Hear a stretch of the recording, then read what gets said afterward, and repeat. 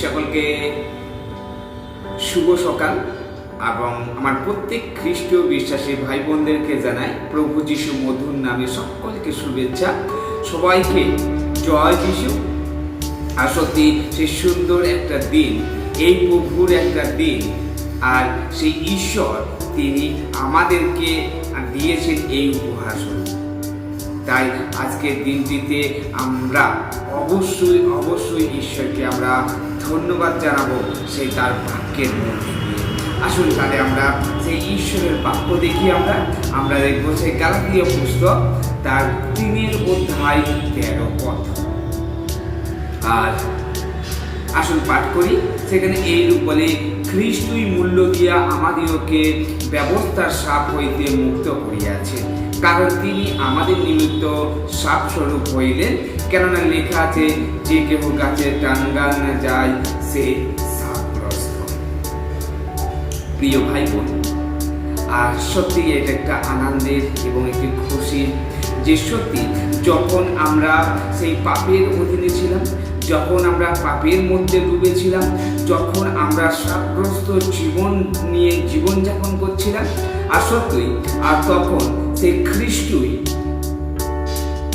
আমাদের নিমিত্ত প্রাণ দিলেন।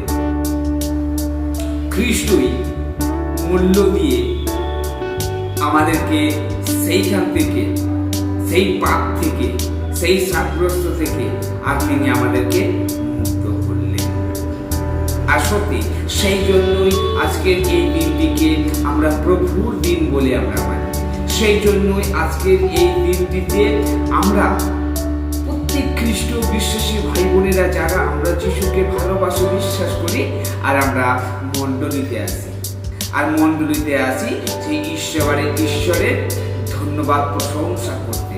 আমরা মণ্ডলীতে আসি আমরা ঈশ্বরের সেই গুণকীর্তন করতে, তার বাক্য পাঠ, তার বাক্য শ্রবণ করতে সেই আমরা মণ্ডলীতে এসে থাকি।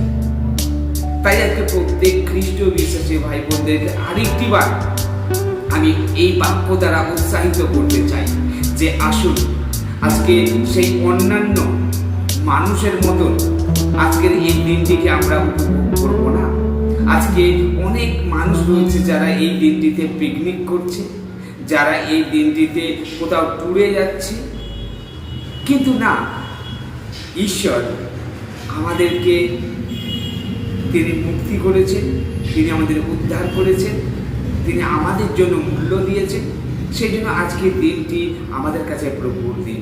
তাই আজকের দিনটি আমরা প্রভুকে দেব, সেই মণ্ডলীতে আসব আর আমরা তারই গুণকীর্তন করব। ঈশ্বর আমাদের প্রত্যেককে আশীর্বাদ করুক। আমেন। জয় যিশু।